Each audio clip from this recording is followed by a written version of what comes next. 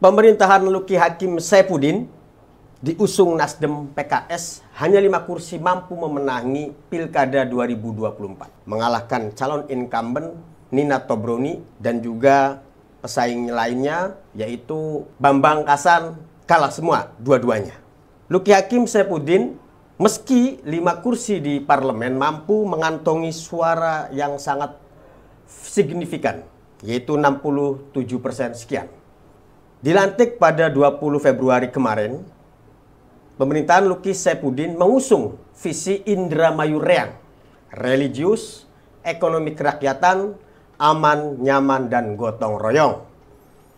Pada APBD Indramayu 2025, tentu sudah diketuk masih menggunakan visi Indramayu bermartabat. Nah, bagaimanakah mensiasati di 100 hari pemerintahan Luki Saifuddin menggunakan anggaran APBD Indramayu bermartabat? Lalu apa harapan dari masyarakat yang sangat antusias sehingga menang telak ini dan juga harapan politisi senior di Indramayu?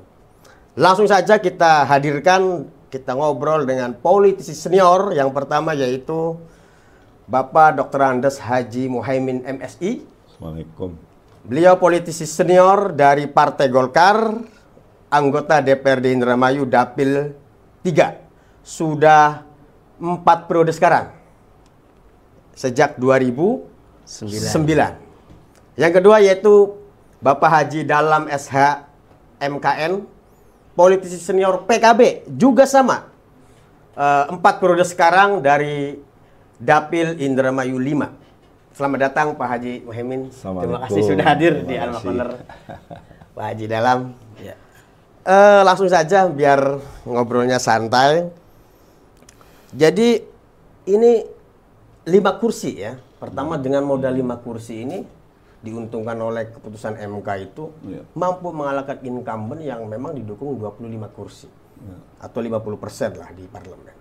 Dan lawan satunya Gerindra Golkar itu 20 kursi.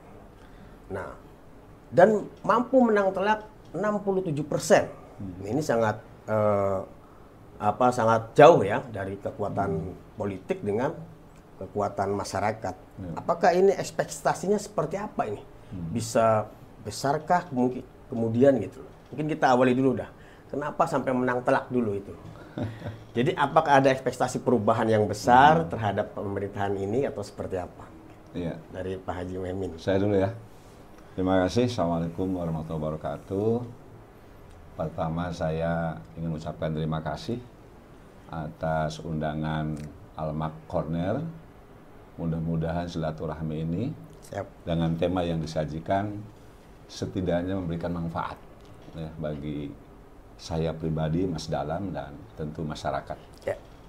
Tentu apa yang saya sampaikan ini mungkin ada yang menjadi kontroversi atau pandangan berbeda. Namanya kita juga diskusi, ngobrol lah. Pertama begini, kalau bicara pada kemenangan Luki, itu sebetulnya momen yang tentu sebelumnya ada histori. Karena Luki sendiri itu dulu kan bersama-sama incumbent Ibu Nina sebagai wakil bupati.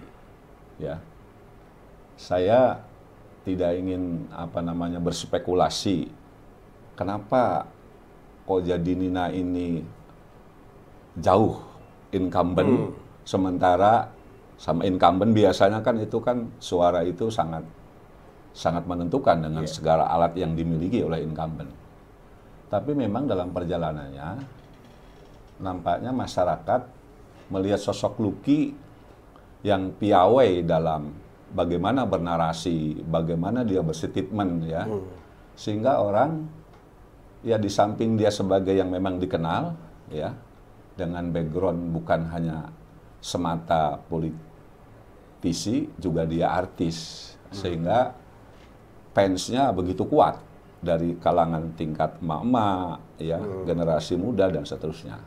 Tentu semua ini berangkat dari perjalanan sebelumnya. Perjalanan Ibu Nina setelah pisah dengan Pak Luki ini dijadikan momen oleh masyarakat.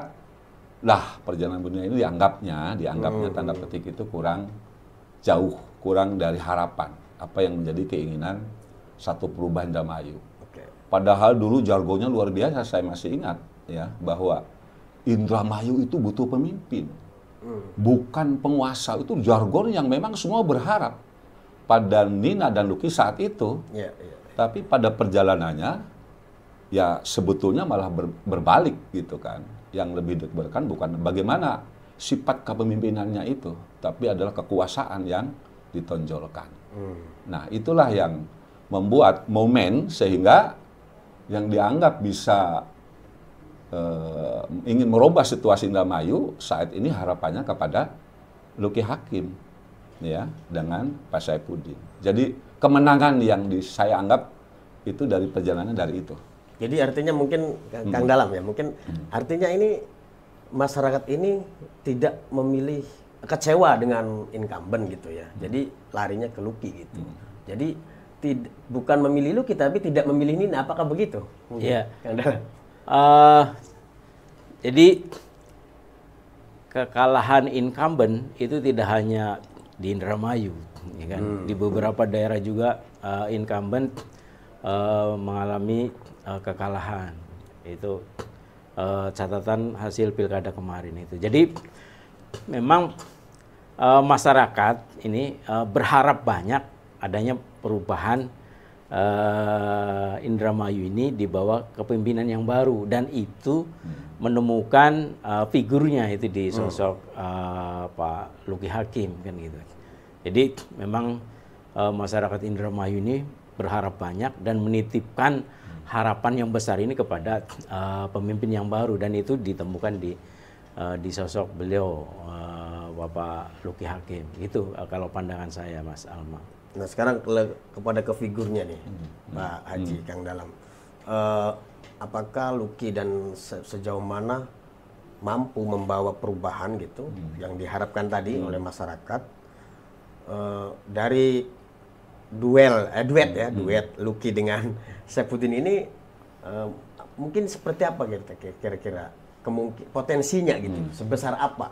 Mungkin kan Pak Haji sudah pengalaman lah, udah hampir 20 tahun sekarang jalan ini kan. Itu gimana melihat saya melihat pada sosok dua ini ya. Iya. Pertama bicara pada personal Bapak Luki Hakim. Ya.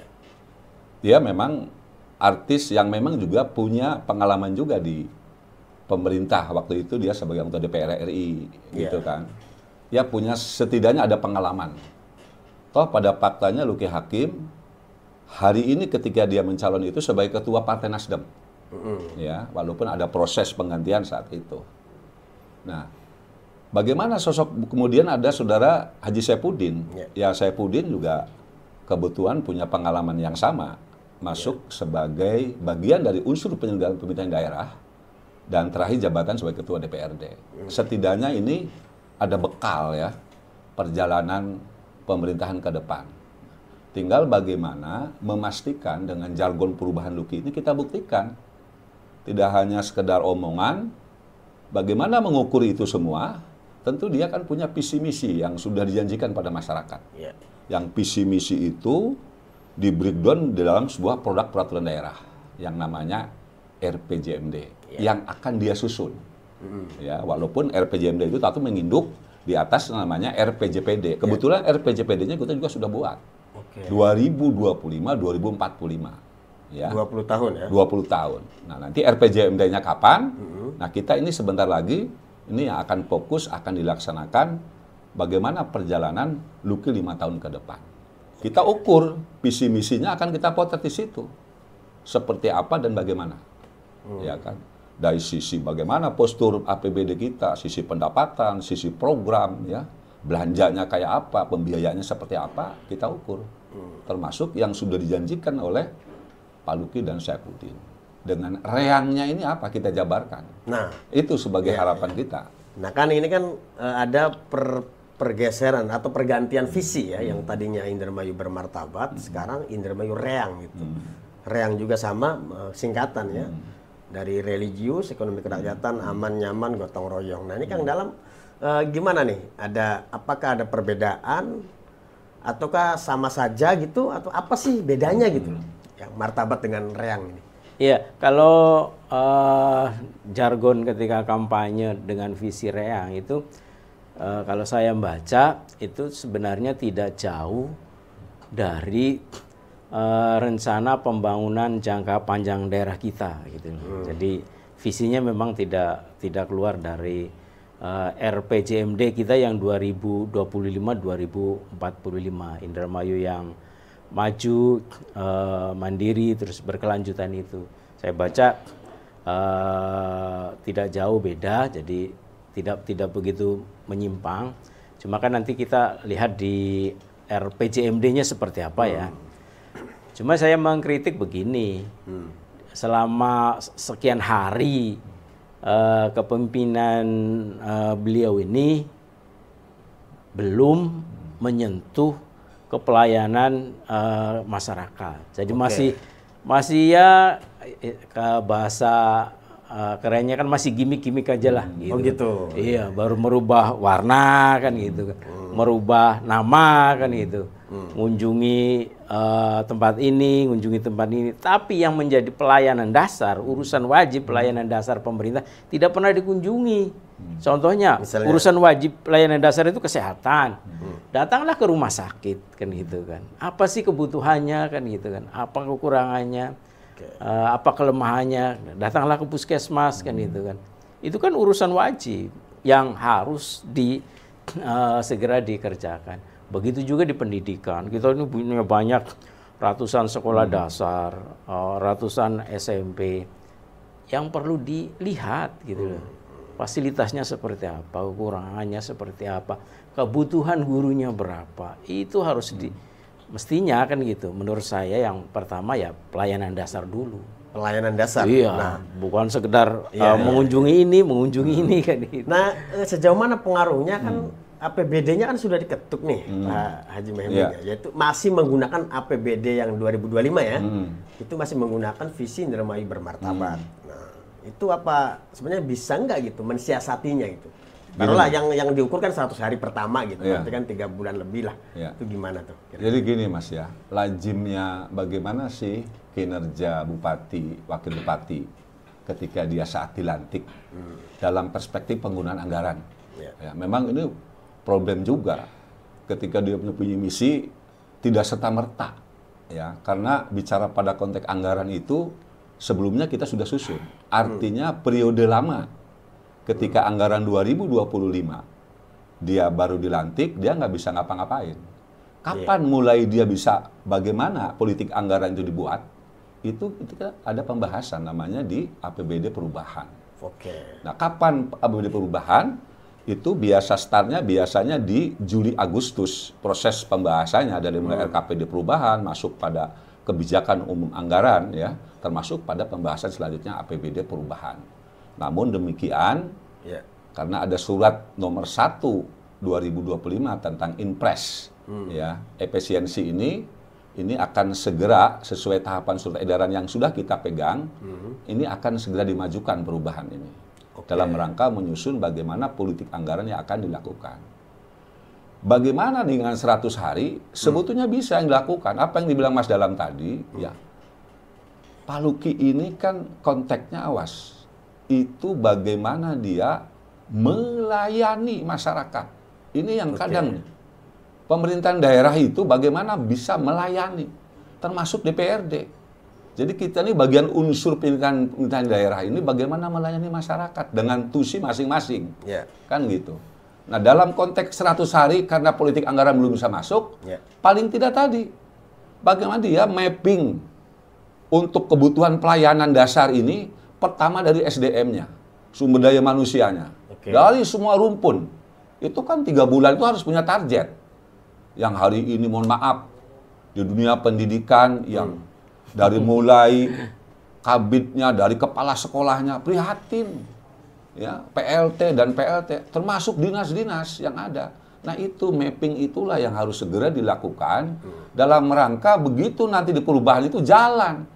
Infrastruktur bagaimana menyiapkan rangka melayani rakyat itu. Ya, contoh hari ini, Luki selalu bisa bagaimana kemudahan perizinan. Yang diisukan, digemburkan dia. Seperti apa? Soal perizinan itu. Perangkatnya bagaimana? Sistemnya seperti apa? Ini kan belum kelihatan.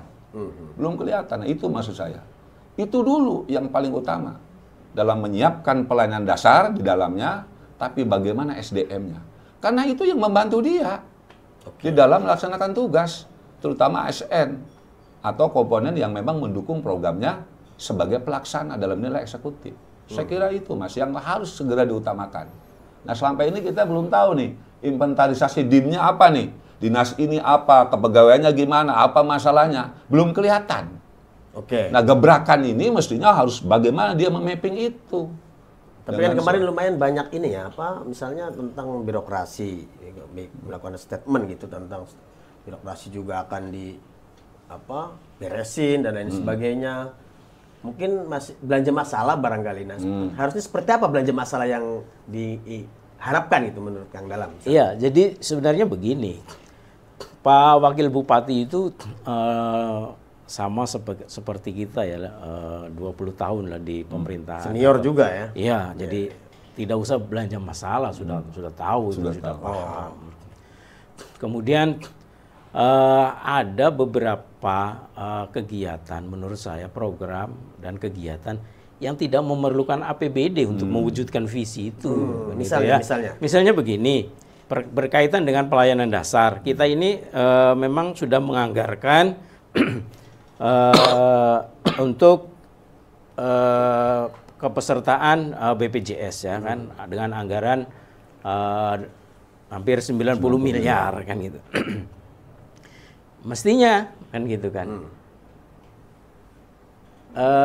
Tidak hanya melihat anggaran atau menerima anggaran yang cukup besar itu, tapi inventarisasi masalah di lapangan seperti apa. Contohnya begini, ketika kita sudah menganggarkan untuk program jaminan kesehatan semesta atau UHC, itu di puskesmas masih ditemukan ketika orang mau jadi peserta jaminan kesehatan BPJS, itu masih dimintai surat-surat dari kelurahan atau desa.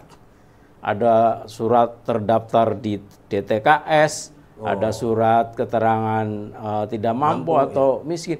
Itu enggak perlu. Cukup KTP maksudnya? Iya. Ketika itu masyarakat Indramayu berKTP Indramayu, NIK-nya Indramayu, ketika berobat layani gratis. Itu kan seperti itu kan, itu enggak. Itu sudah ada program sebelumnya? Ya kan programnya kan sudah jalan. APBD-nya sudah disiapkan kan gitu. Tinggal kan sekarang kan menjalankan dan evaluasi. Kekurangannya seperti apa kan itu. Jadi ini yang belum saya lihat belum dilakukan oleh Bupati dan Wakil Bupati sekarang. Kemudian yang kedua, program religius kan itu kan. Salah satunya kegiatannya itu kalau nggak salah Indramayu Mengaji.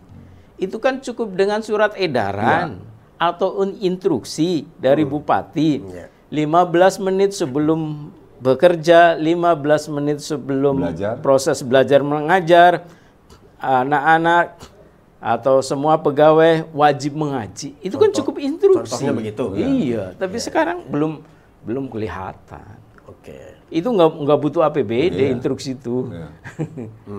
Nah, ya mungkin misalnya begini, apakah ini kan banyak juga antusiasme ya dari kepala desa dan beberapa birokrasi lah ketika pasca dilantik ini, ada yang mengucapkan selamat, ada yang mengubah bermartabatnya, dicopot menjadi reang, warnanya jadi merah menjadi biru gitu. Itu gimana nih menurut Pak Haji Maimun nih? Ya, ini memang problemnya ya. Kadang bupati, wakil bupati ketika dia saat ingin dipilih oleh masyarakat punya visi yang masing-masing berbeda. Tapi rujukannya tadi sudah jelas sebetulnya bahwa yang namanya program itu sudah mulai dari RPJPN yang sudah disiapkan, ya, termasuk RPJPD-nya provinsi dan RPJPN provinsi. Terus sebetulnya itu linear. Bicara pada program kan ini kita satu kesatuan pemerintahan di daerah yang mengacu juga pemerintah pusat. Nah problemnya, ya saya mudah-mudahan sih berharap ya hal yang tidak perlu, contoh mohon maaf lah, misalnya ingin menunjukkan satu entitas politik. Dulu warna merah, semua dirubah jadi merah gitu kan. Bukan itu menurut saya perubahan itu. Kalau mungkin hari jembatan Pecuk Merah nanti di cat lagi misalnya Luki ini kan Nasdem biru, ya janganlah. Toh itu kan nanggut anggaran. Sudahlah, kita yang penting lihat kerja nyatanya eksekutif dengan jargonnya ini perubahan ini seperti apa. Ya, untuk membutuhkan dan menciptakan itu perubahan itu kan perangkatnya harus dibuat.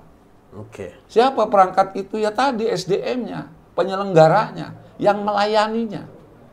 Dari mulai SDM-nya, dari mulai bagaimana sistemnya. Itu yang paling penting menurut saya ya. Jadi tadi sudah sampaikan Mas Dalam juga, nggak perlu kita menunggu perubahan, tapi ada langsung action dalam bentuk surat edaran misalnya ya. Nah, terus bagaimana itu kan sebutnya dengan kebijakan. Dulu kita punya perda yang bagus, di mana sebelum melanjutkan ke SMP, ya mohon maaf nih, itu perda ya diwajibkan untuk memiliki ijazah bagi madrasah. Itu perda yang bagus. Masih berlaku itu? Itu sebetulnya belum dicabut dan itu berlaku. Nah, tapi implementasinya makin ke sini itu kan orang mau masuk SMP, tidak dapat keterangan, masuk aja. Ini kan harus diproteksi. Bagaimana menyikapi itu di dunia pendidikan misalnya. Nah, hal-hal yang begitu itu harus kita lihat gitu loh. Ya, termasuk tadilah dalam rangka menurut saya struktur di pemerintahan ini sendiri. Ini banyak yang sekali yang kosong, Mas. Ada kemarin tuh ada 17 yang PLT. Ini untuk kepala dinas nih. Ya, pokoknya kepala dinas, ya termasuk para kabinnya, termasuk yang paling strategis ada juga kepala sekolah. Bayangkan 270-an kepala sekolah yang kosong PLT diperhadapkan dengan kebutuhan kita. Ini kan juga problem. Bagaimana menangani masalah dunia pendidikan kita? Ya, tapi kan itu kan peninggalan barangkali ya. Nah, mungkin sedang ada tahapan barangkali upaya-upaya itu. Ya. Kan masih sebulan lah ya. Ya, kita lihat 3 bulan ini progresnya kayak apa gitu loh. Kalau itu memang belum juga dilakukan, nunggu apa lagi? Jadi gini Mas ya, saya ingin bilang begini, kita ini sudah menjadi kebiasaan dalam implementasi program itu, saya tidak ingin terlalu muluk. Politik pada anggaran ini, dulu yang namanya pelaksanaan APBD, secara undang-undang itu dimulai dari awal tahun. Januari itu sudah jalan. Bayangkan sekarang kita, ketika pekerjaan itu dilaksanakan yang seringnya mepet akhir tahun. Pertengahan lah. Itu budaya itu mestinya, kalau memang Luki ada goodwill-nya itu perubahan, mulai dari sekarang ini sudah jalan. Mempersiapkan itu yang tidak mesti nunggu APBD, dan APBD-nya sudah ada. Dari infrastruktur ya. Iya kan? Dari perencanaannya kita siapkan, lalu bagaimana?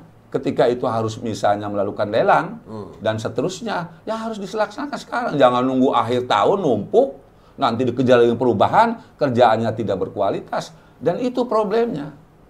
Politik anggaran itu dimulai dari sederhana itu dulu, itu baru perubahan. Karena memang kita mengacu pengalaman yang sebelumnya, ya itu kan sangat rentan. Artinya dalam hal dunia konstruksi pelaksanaan anggaran, termasuk tadi proyek-proyek yang juga tertunda akibat waktu yang tidak tepat. Di akhir tahun. Di akhir tahun. Nah, ini kita kalau mau betul kita buktikan, mestinya Luki Saifuddin harus mulai dari sekarang. Kita lihat kan nanti seperti apa. Kalau mestinya masih dulu itu belum perubahannya di mana, kita belum terlihat lah. Ya. Ya mungkin Kang Dalam kemarin kan misalnya ada alun-alun Indramayu juga diganti ya. Misalnya tadinya Puspawangi diganti menjadi alun-alun Indramayu saja sudah gitu, nggak ada namanya gitu. Nah, dan juga banyak sekali kunjungan-kunjungan oleh Bupati Luki Hakim maupun Wakil Bupati ke beberapa misalnya jalan yang rusak yang kemarin gitu. Nah, itu kan itu gimana itu? Itu masuk dalam 100 hari atau memang harusnya seperti apa gitu? Ya harusnya karena anggaran sudah ada kan itu kan, untuk yang wajib ya, urusan wajib pelayanan dasar seperti KPU-an. Ya segera kerjakan, jangan menunggu. Ya kan? perbaikan jalan kan kita sudah menganggarkan. Kemudian misalkan penerangan jalan kita sudah anggarkan kan gitu kan. Jadi apa yang disampaikan beliau Pak Haji Muhaimin, kalau mau melakukan perubahan ke pemerintahan ini, ketika anggaran sudah ada ya kerjakan, gitu kan.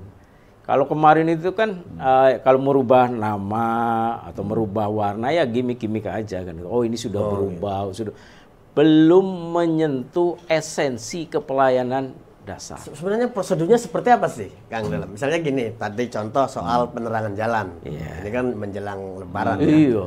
Ini masih gelap nih. Ini wilayahnya Dapil 1 dan Dapil 3 ya, lo bener sampai Jatibarang ini nih, yang Polindra itu ya. Rawan, rentan. Rentan yang kemarin itu ada begal juga terjadi. Sekarang masih gelap ini. Itu memang di Pemda Pak tugasnya gitu. Prosedurnya harusnya seperti apa, langsung terang gitu. Jalan negara itu. Jadi gini, tadi saya harapkan ya ketika program fisik yang sudah ada anggaran, ya mestinya segera untuk dilaksanakan. Saya berulang itu.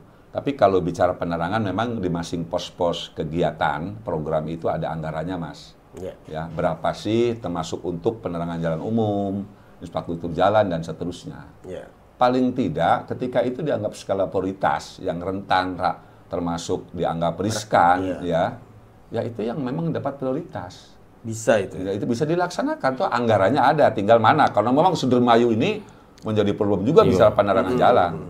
Ya, kita dengan bayar pajak penerangan jalan itu kadang memang tidak berbanding lurus dengan apa yang diberikan dengan untuk program pemeliharaan dan sebagainya. Ini juga menjadi tantangan ke depan. Ya, kita kan bayar di penerangan listrik tuh, masyarakat tuh, ya ada pajak yang diberikan untuk penerangan jalan itu, mestinya itu kalau tidak salah dulu sempat kurang lebih pendapatan dari itu tuh hampir 45 miliar. Ya contohnya itu kan dapilnya Pak Haji sendiri tuh, ya. Bidasarit nih, sampai Jatibarang. Terjadinya di Bidasarit kemarin tuh. Dan itu kita sudah gembor-gemborkan, Mas. Penerangan jalan itu juga bagian dari jargon masa lalu.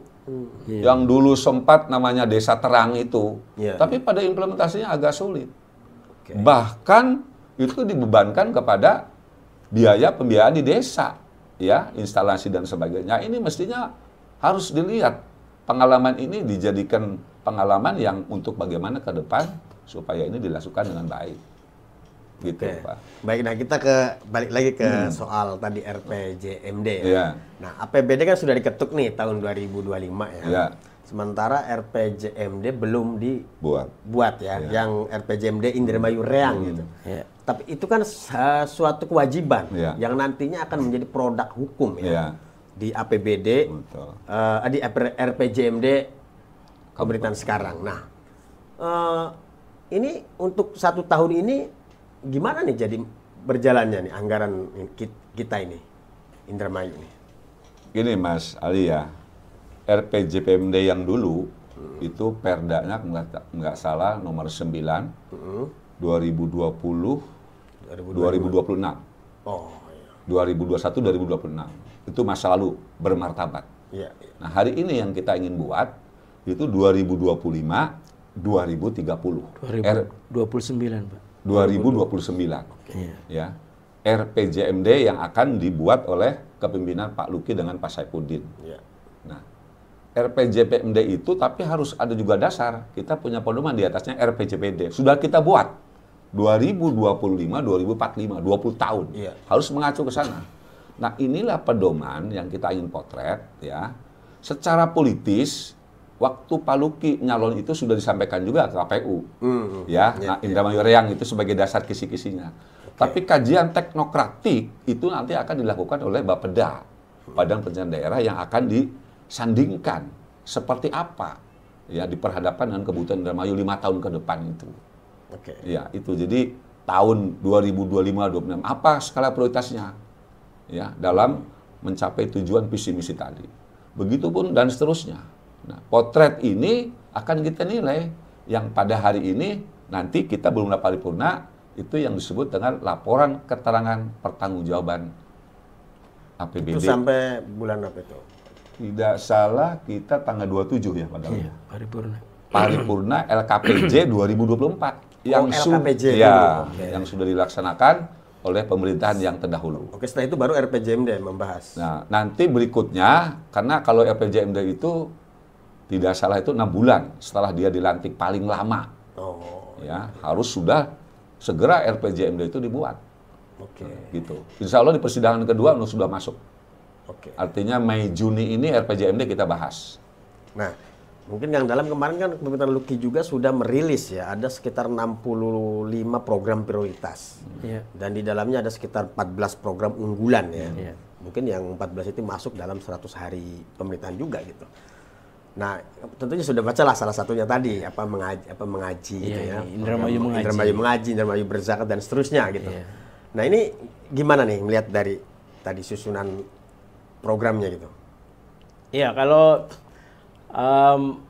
membaca dari visi, misi, dan program prioritas Bupati dan Wakil Bupati terpilih ini, memang itu bisa mewujudkan harapan masyarakat, gitu kan.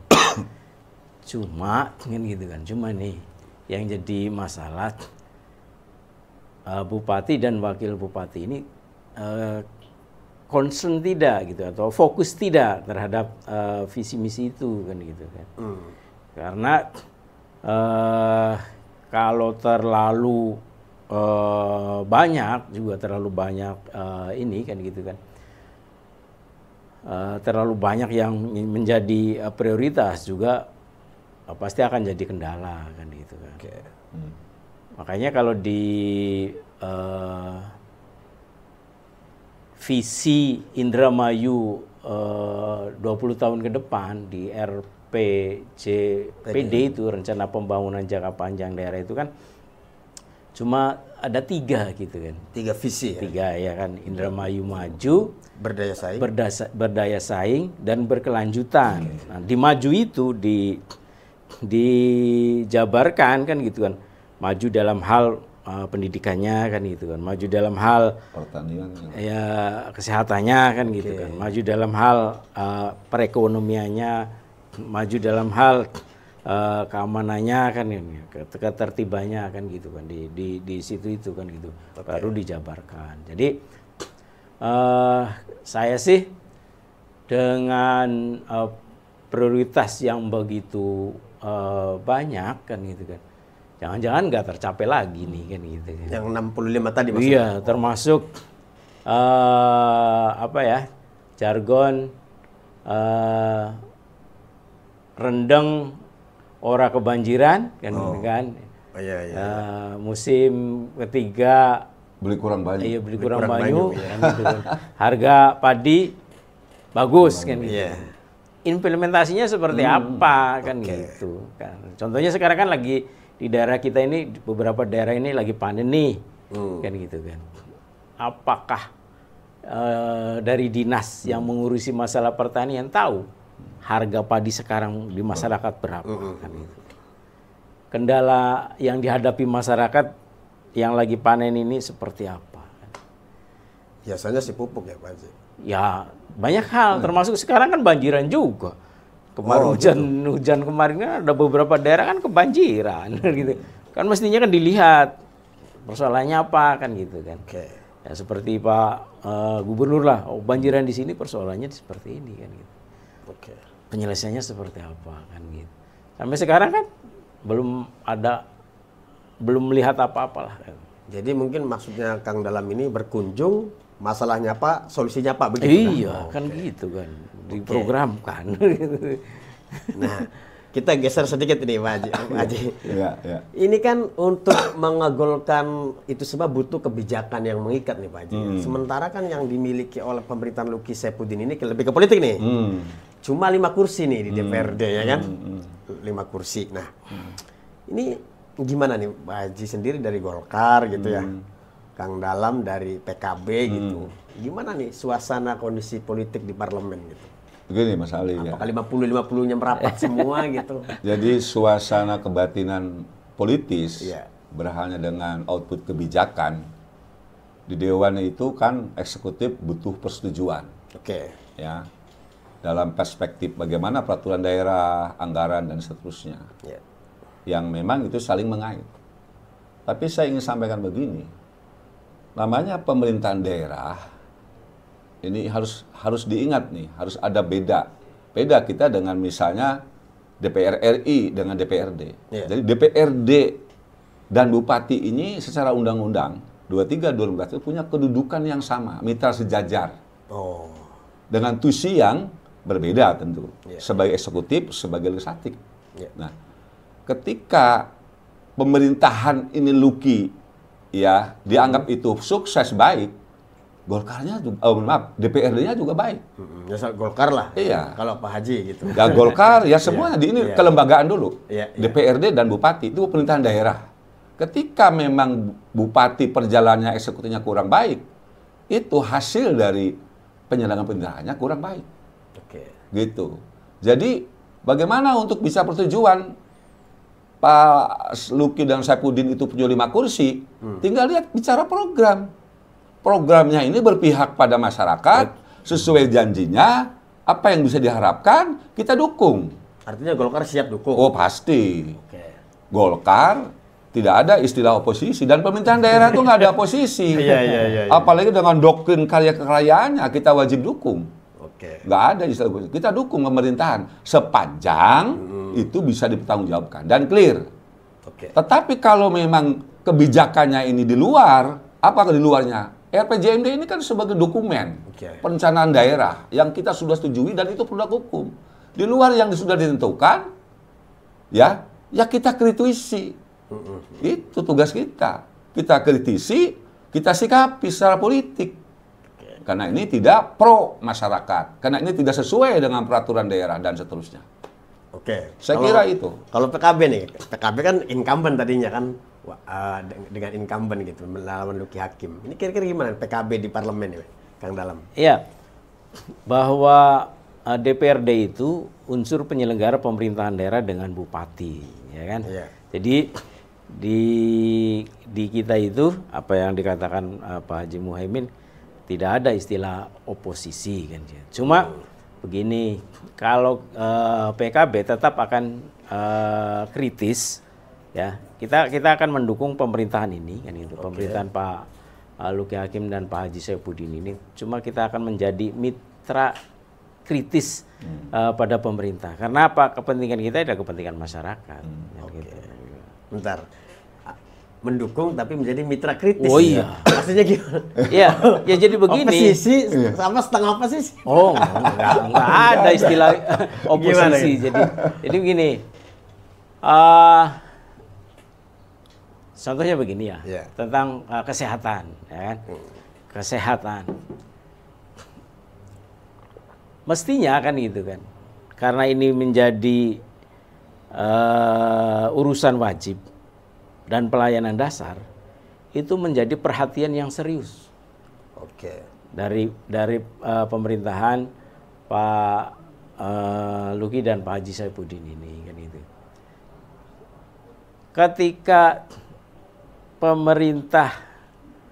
pemerintahan Pak Haji Saifuddin dan Pak Luki ini dalam hal pelayanan kesehatan menurut kami masih kurang baik, ya kami akan teriak. Gitu kan. Oke. Iya, akan teriak, sampaikan baik ke dinas maupun ke bupati langsung bahwa ini harus dibenahi kan gitu kan. Contoh tadi saya sudah di awal menyampaikan bahwa berkaitan dengan kita sudah menyiapkan anggaran yang besar untuk pelayanan gratis kepada masyarakat. Ternyata masyarakat masih dihambat oleh syarat-syarat yang menurut saya nggak penting gitu. Karena apa? Karena kita sudah menyiapkan anggarannya. Kemudian berkaitan dengan pelayanan dasar di bidang pendidikan juga sama. Kita akan menyampaikan, akan mengkritisi bahwa kita ini punya ratusan SD, lebih dari 800 SD, SMP. Dilihat dong kondisinya kan gitu. Ya kan? Karena ada bangunan yang sudah bertahun-tahun, berpuluh tahun malah tidak ada rehabilitasi kan gitu. Ataupun pembuatan ruang kelas baru. Berkaitan dengan kebutuhan guru kan gitu kan. Juga harus diinventarisasi itu. Termasuk kan gitu kan. Insentif atau tunjangan kepada guru-guru itu harus kita perhatikan. Kalau tidak dianggarkan, ya kita teriak kan gitu. Gitu ya. Itu yang disebut mitra kritis. Iya. Oke. ini bahasa baru, mitra kritis dari PKB nih. Nah, sekarang kita lebih mengerucut lagi tentang potensi nih ya. Potensi Indramayu kan kita udah pada paham lah bahwa cuma 2 ya. Ini potensi utama maksudnya, yaitu pertanian dan kelautan. Nah, Pak Haji dan Kang Dalam ini melihat perubahan yang akan direncanakan oleh pemerintahan saat ini tuh seperti apa kira-kira gitu untuk di 2 sektor ini ya, pertanian dan kelautan itu. Jadi, itu potensi utama Indramayu kan? Ya kita ingin melihat visi misinya Pak Luki dan Saifuddin itu tadi tuh yang sudah disebut. Ya kan bagaimana sih implementasinya ketika panen harganya beli murah? Kayak apa hubungan komunikasinya? Bagaimana komunikasi untuk bagai marketing ini? Walaupun itu memang sudah ada standar bicara pada hasil panen ya. Oleh pemerintah ya, tapi itu kan menjadi bagian juga yang tidak kalah penting. Bagaimana kemudahan misalnya sekarang sudah dibangun infrastruktur terutama kebutuhan air, ya kan? Namanya wong tani kok bagaimana ketika mau nandur siap banyune, pupuknya beli angel, harganya mahal, sederhana aja orang tani itu begitu. Itu kita buktikan sesuai keinginan dia kayak apa, infrastrukturnya bagaimana, nah. Cuma juga itu menjadi penting. Aspirasi di daerah barat sana, yang sekarang ada nilai manfaat. Saya masih ingat dulu ketika Jati Gede dibangun, Dermayu, beli kekurangan banyu. Kan bahasanya begitu jargonnya. Sekarang Bendungan Cipanas sudah dibangun lagi, manfaat Dermayu itu akan menambah. Nah tapi kan banyak juga problemnya. Ketika bangunan Bendungan Cipanas atau kesana Subangnya ada Sedarwarna, itu kan bagaimana sih infrastruktur yang ingin diharapkan? Tetap di daerah Kroya sana, Gantar itu air masih kekurangan. Nah itulah terobosan itu. Bagaimana dia menyiapkan infrastruktur supaya itu mengatasi hal-hal yang tadi. Ya, kenapa Mas? Ini pengalaman saya juga di pemerintahan daerah. Ini komunikasi kita di dalam perencanaan. Itu kadangkala kebijakan pusat dan di daerah ini yang tidak mapping, yang tidak pas. Kita maunya begini, pusat begini, karena komunikasi tadi sebetulnya. Sehingga di dalam merencanakan ini, ya mohon maaf, bukannya mubadir ya, tapi nilai manfaat kepada itunya tuh saya anggap masih kurang. Contoh ya tadi, ada Bendungan Cipanas, wilayah kepentingan Gantar, Kroyaknya belum disentuh. Padahal di situ ada saluran-saluran yang strategis yang harus bisa dimanfaatkan. Nah ini kan perlu informasi ini disampaikan ke pusat, karena itu memang kewenangan pusat. Nah tadi saya ingin menyikapi begini, bicara pada kritis, ya mudah-mudahan, karena ini kan seni gaya kepemimpinan ya. Saudara Luki dan Saifuddin ini, ya mudah-mudahan sih ketika dikritik tidak menjadi alergi, sebagai pahit, dan itu masukan yang positif. Ketika orang diberikan kritik itu mestinya responnya harus baik, jangan marah. Itu kan bagian seni gaya kepemimpinan kita ya. Itu mudah-mudahan saya harapannya begitu. Kritik itu dalam rangka memberi masukan konkret loh. Syukur yang memberi kritik itu memberikan solusi, bukan pada sentimen. Itu saya kira. Jadi itu dari pertanian tadi ya. Termasuk dari kelautan, perikanan. Di kita ini Bung Alma, produksi perikanan melimpah. Di Jawa Barat itu Indramayu paling tinggi. Terbesar. Problemnya apa coba? Pertama infrastruktur juga di muara kita. Kedua, kurang dukung sarana industri perikanan. Kita ini nangkap ikan, dijual untuk maklun, mulak dibawa ke Jakarta, dibawa ke Bandung, tapi tidak ada industri perikanan di Indramayu. Berarti harus ada pengolahan. Itu yang harus dilakukan pemerintahan ke depan. Bagaimana menggait investor supaya berkembang, supaya ikannya dibeli oleh industri perikanan yang ada di Indramayu. Itu saya kira, itu harus ada terobosan begitu. Lemah kita ke belakang itu begitu. Mana industri perikanan kita? Padahal kita sudah tangkap cukup luas. Perahu-perahu kita yang besar-besar dengan aturan memang hari ini tidak dijual lagi ke Karangsong, muaranya sempit, harus ditarik, dijualnya ke sana ke Muara Angke, di di luar-luar sana ini kan juga bagian jadi problem sebetulnya. Oke, nah Kang Dalam, Indramayu kan lumbung padi nasional nih. Iya. Udah 2 tahun ini selalu diraih oleh Indramayu kan. Nah, kenapa Indramayu belum memiliki misalnya pasar beras nasional gitu, kayak di Jakarta itu kan, di apa? Cipinang ya? Cipinang. Di Cipinang. Itu kira-kira mampu nggak sih sebenarnya Pemda itu membuat seperti Cipinang di Indramayu biar orang Karangsinom itu nggak ke Jakarta gitu. Di sini aja dah gitu. Gimana? Iya. Tadi mestinya kan gitu. Iya. Orang yang dari mana-mana beli beras di Indramayu kan gitu. Ya. Kan. Artinya kita tidak kirim beras ke luar daerah. Jadi biar orang yang mencari ke Indramayu itu mestinya bisa dilakukan oleh siapa? Ya BUMD kita kan gitu. Kita kan punya BWI lah. ya Contoh itu. punya rice center kan Ya. gitu kan. Rice center punya alat yang bagus, alat yang canggih, tempat pengolahan. Saya kira kalau itu dimanfaatkan, artinya begini, dimanfaatkan itu beli gabah petani ketika panen ditampung saja dulu. Oke. Ya, tampung saja dulu. Maksudnya oleh BWI? Iya, contohnya. Oke. tampung saja. Berapa ribu ton kan BWI nampung. Kemudian kita giling sesuai dengan permintaan konsumen kan gitu kan. Pasti kan ketika Indramayu, mohon maaf, tidak mengirim beras ke luar daerah, pasti orang akan mencari. Dan itu yang membuat harga tinggi kan gitu. Karena apa? Kan karena tidak dibebani ongkos kirim kan, tapi mereka datang sendiri. Kalau saya begini, jangan-jangan beras yang dijual di minimarket, yang dijual di mall itu, beras kita yang dikirim ke Jakarta dulu? ya luar daerah, dikemas kan gitu kan. Balik lagi ke sini. Balik lagi di sini, dijual di sini, malah lebih mahal kan seperti itu. Jangan-jangan seperti itu kan gitu. Artinya Indramayu bisa gitu? Mestinya bisa. Iya, dengan kita sudah infrastrukturnya sudah ada kan gitu kan. Bahkan nilainya kalau nggak salah lebih dari 12 miliar itu dryer sama Alat-alat yang di alat-alat rice itu center. di rice center. Itu Rice milik center. BWI? Pemda punya kita. Iya, punya Pemda kita. Mayu. Kan nganggur aja itu. Oh, tidak berfungsi sekarang? Iya. Ya Tidak jalan. tidak jalan kan gitu.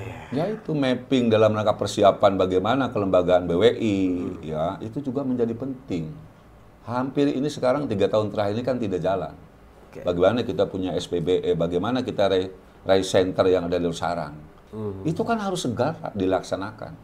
Siapa orangnya? Ya SDM-nya yang mumpuni, yang berkualitas, yang mampu di bidang itu. Gitu. Itu kan harus ada terobosan. Siapa yang melakukan kebijakan itu adalah bupati dan wakil bupati. Oke. Itu ya, baik. Balik lagi ke masalah kebijakan nih. Iya. Artinya kan segala itu semua nih, Pak Haji, Kang Dalam, itu kan perlu ada dukungan legislatif nih untuk misalnya ada semacam perda lah, atau juga mengajukan anggaran lah dari eksekutif ke legislatif dan lain sebagainya gitu kan. Nah, ini kan harus ada kekompakan nih antara eksekutif dengan legislatif. Iya.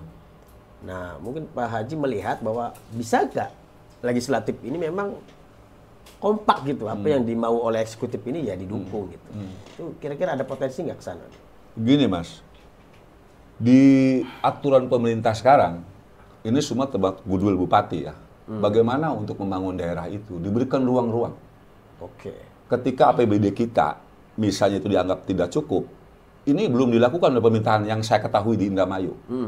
Kalau di kabupaten lain, dalam rangka terobosan gebrakan itu, itu dia bisa pinjam modal. Dan itu diatur, diperbolehkan, diperkenankan. Oh, iya. Ini keberanian ini oleh bupati dan wakil bupati, mau tidak dalam rangka fokus, misalnya tadi, Pak Dalam bilang, dalam khusus perekonomian kerakyatan. Rice center, kita punya gudang terbatas gitu. Iya kan? Kalau dia profesional, terobosannya kepada ekonomi kerakyatan, tadi itu, ketika panen, dibeli oleh daerah. Ditampung dengan nanti proses seperti apa. Tapi yang memang betul-betul punya punya wawasan, punya apa nilai bisnis yang luar biasa. Artinya harus manajerialnya harus benar-benar orang-orang yang mampu di situ gitu. Boleh pemerintah daerah itu memberikan ruang-ruang itu. Boleh meminta data pinjaman. Nah, sudah diatur. Saya lupa nomornya persis. Diperkenankan. Bagaimana Dewan merespon itu? Yang jelas feasibility-nya jelas, anggarannya jelas, targetnya apa? Ya kita setujui. Tugas kita begitu. Tidak ada yang tidak bisa. Siapa itu yang memulai? Pemerintah dalam adalah bupati dan wakil bupati. Artinya legislatif ini mengikuti gitu ya? Iya, sepanjang itu visible. Iya. Bisa dipertanggungjawabkan. Iya kan, tentu dengan analisa kita berbanyak hal nanti kan untuk memutus itu semua. Barangkali ada kemungkinan dihambat enggak Kang dalam di legislatif gitu? Saya kira kalau untuk kemajuan Indramayu, kalau untuk kesejahteraan masyarakat Indramayu nggak ada hambatan. Nggak ada di DPR. Kita pasti sepakat kan gitu kan. Itu tadi visinya kesejahteraan masyarakat kita, kemajuan Indramayu. Mohon maaf, kita ini penghasil padi atau beras terbesar di Indonesia. Kalau Bupati mau kan gitu kan, tolong gudang-gudang Bulog itu yang ada di Indramayu itu dari Kerangkeng sampai sampai Anjatan diisi beras Indramayu, jangan beras impor kan gitu kan. Oh gitu. Ya iya, itu kan kebijakan. Itu kebijakan kan gitu. Minta ke Bulog kan gitu diisi beras-beras Indramayu, jangan beras luar mungkin, apalagi impor. Mungkin kan harganya Bulog ini selama ini murah ya, Kang Dalam ya. Jadi petani nggak mau dong kita ke Cipinang aja daripada ke Bulog gitu. Jadi gimana itu? Ayo. Ya. Jadi nggak laku dong Bulog. Ya, kan itu tadi kan ini kan berkaitan untuk kesejahteraan, meningkatkan kesejahteraan kan itu. Apa sih yang tidak bisa dilakukan kan gitu. Apalagi kan Pak Menteri Pertanian sekarang ini kan sangat concern terhadap kesejahteraan petani. Dengan harga yang sudah dipatok 6.500 per kilo itu petani sudah sangat senang gitu. Cuma kan di lapangan itu kan tidak seperti apa yang diharapkan pemerintah. Makanya peran pemerintah daerah ini penting gitu. Baik, ini seru ya. Tapi udah lama nih kita udah nggak sadar, mungkin langsung saja kepada closing statement Pak Haji dan lebih kepada harapan dari sang politisi senior gitu terhadap pemerintahan Luki Sepudin saat ini gitu, untuk ke depan seperti apa harapannya gitu. Mungkin dari Kang Dalam. Haji. Pak Dalam dulu. Iya. Kang Dalam, silakan. Rakyat Indramayu sudah menentukan pilihannya dan memberikan harapan yang besar kepada Pak Bupati dan Pak Wakil Bupati terpilih ini. Oleh karena itu, harapan yang besar ini mohon segera direalisasikan. Tidak hanya sekedar ganti nama, ganti warna, ataupun mengunjungi tempat-tempat yang bukan pelayanan dasar pemerintahan. Maka fokuskan kerja-kerja Pak Bupati dan Pak Wakil Bupati ini terhadap program dan kegiatan yang bisa mensejahterakan rakyat Indramayu. Terima kasih. Baik, mungkin Pak Haji Muhammad. Baik, terima kasih. Dalam sesi terakhir ini saya ingin menyampaikan sederhana. Pertama, tugas eksekutif yang saya ketahui kalau saya sederhanakan, bagaimana sih untuk supaya bisa dilaksanakan ini? Pertama, Bupati dengan Wakil Bupati dan jajaran sebagai eksekutif itu bagaimana mampu memfasilitasi regulasi yang sudah kita miliki. Jadi penegakan aturan itu menjadi penting. Bagaimana menata, ya, termasuk keberadaan yang berpotensi nilai ekonomi tadi. Contoh, kalau saya bilang Pasar Jati Barang itu mendapat kesulitan, Semeraut, hadirlah di sana. Itu penting artinya regulasi. Bagaimana ketika fungsi regulasi ini ditegakkan, sehingga tidak, tidak semaunya sendiri lah ya. Itu fungsi pemerintah. Kedua, yang paling sederhana harus bisa dilakukan itu, kita harus sadar betul bahwa bupati, wakil bupati, dan kita sebagai bagian unsur khususnya DPRD ini sebagai unsur penyelenggara pemerintahan daerah yang fungsinya melayani. Ketika melayani itu bagaimana perangkatnya? Dibutuhkan sumber daya manusia sesuai di kompetensinya. Bagaimana melayani itu kebutuhan dasar di pemerintahan, pelayanan. Itu harus segera untuk dilakukan. Dan yang paling penting lagi, ini yang tadi sudah di visi-visinya bupati, adalah ekonomi. Bagaimana kemandirian rakyat supaya bisa usaha, diberi kesempatan. UMKM hidup, pertamina jalan, yang dagang jalan, semua itu akan berkesinambungan. Ini dibutuhkan goodwill, niat yang baik, tidak hanya sekedar retorika, tapi buktikan itu dengan kerja nyata. Dan itu harapan masyarakat Indramayu hari ini. Bukan hanya omon-omon, tapi bagaimana mengaktualisasikan baik peraturannya, baik bagaimana usahanya, pemberdayaan ekonominya, termasuk adalah endingnya adalah kesejahteraan masyarakat. Terima kasih, saya kira itu harapan dari kita untuk pemerintahan hari ini. Baik, terima kasih Pak Haji Mohaimin, Kang Dalam yang sudah hadir di Alma Corner. Kita nantikan di episode berikutnya di Alma Corner, simak, oper, no baper. Terima kasih Pak Haji, Kang Dalam.